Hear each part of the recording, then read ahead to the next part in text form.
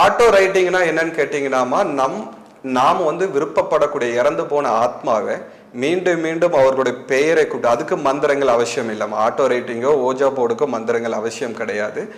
அந்த இறந்து போன ஆத்மாவை நாம் தொடர்ந்து அவர்களுடைய பெயர்களை உச்சரித்து பித்ரு உலகத்தில் இருந்தால் தன்னுடன் வந்து பேசுவதற்காக அழைத்து என்னிடம் உங்களுடைய கருத்தை கொண்டு வந்து கொடுங்க, இல்லைனா என்னுடைய கேள்விகளுக்கு நீங்க பதிலை கொடுங்க அப்படின்னு சொல்லிட்டு அவர்களுக்கு திரும்பி திரும்பி அழைக்கும் போது இது எல்லாத்துக்கும் வராதுமா. இப்போ ஒரு 10,000 பேர் செய்யறாங்கன்னா அதுல ஒருத்தவங்களுக்கு நல்லது கரெக்டா நடக்கலாம். மீதி 999 பேருக்கு என்னன்னு கேட்டு 9,999 பேருக்கு என்னன்னு கேட்டீங்கன்னா இவர்களே கற்பனை பண்ணி பேசுவதாக நினைத்து பயணம் பண்றவங்க தான் அதிகமா இருப்பாங்க.